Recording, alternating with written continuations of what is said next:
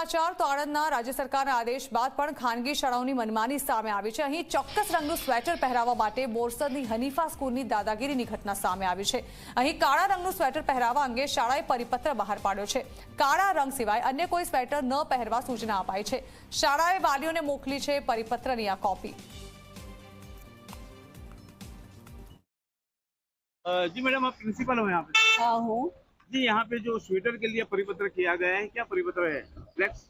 Sir मुझे नहीं लगता कि मुझे इसके बारे में मीडिया में कोई बात करने की जरूरत अच्छा, है। ब्लैक टी शर्ट पहना जाता है यहाँ पे? मुझे नहीं पता। आपका I परिपत्र don't है? want to talk about it।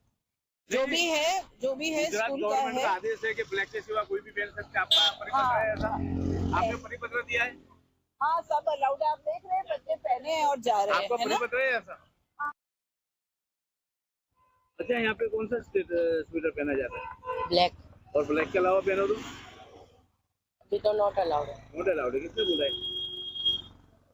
School खुले कौन से कलर का पहनना है? ब्लैक। और कौन से नहीं पहन सकते कलर का? ब्लैक के अलावा कोई।